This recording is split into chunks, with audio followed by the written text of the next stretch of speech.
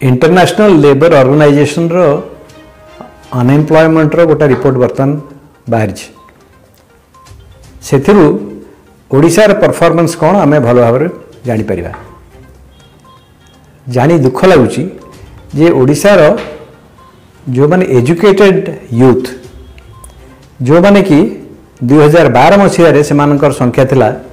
20% educated लोक unemployed थिले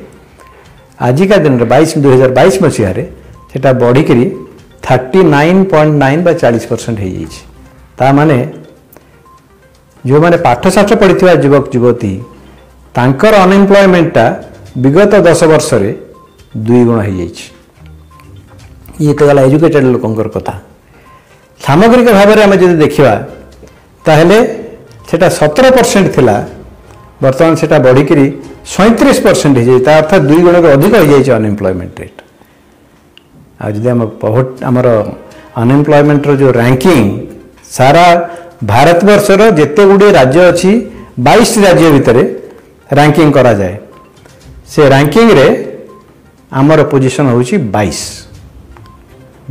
राज्य मध्य ओडिशार पोजीशन होची 22तम अर्थात बॉटम सबुठारु तले ओडिशा रही। तेणु सरकार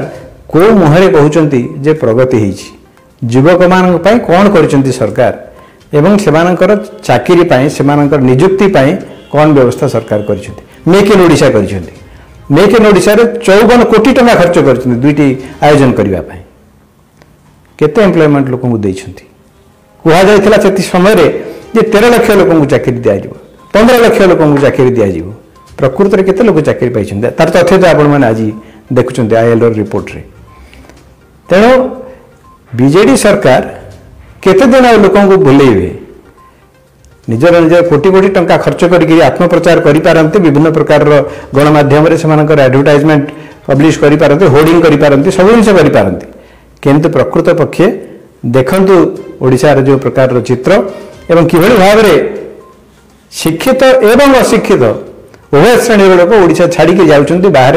विभिन्न राज्य में काम करने कि काम करुछन्ति मु विभिन्न अंचल गस्त करुछी मु देखुची जे जो माने बीए पास करछन्ति जो माने एमए पास करछन्ति से माने मुंडरी इटा बहुचन्ति पत्थर बहुचन्ति बाहर ओडिशा रे विभिन्न जगह ओडिशा को जाइकिरी ओडिशा भितर से काम करिया पई तांको लाज लागुची सेतना से माने ओडिशा रे से काम करू नांती ओडिशा बाहर अन्य राज्य को जाउछन्ति सेठी मुंडरी इटा बहुचन्ति एटा हला हमर शिक्षित युवक युवती मानकर अवस्था। तेणु नवीन बाबू यहाँ स्वीकार करने दरकार जे तांकर यह होची सबुठारु बड़ विफलता एवं जनसाधारण तांको क्षमा देवे नहीं।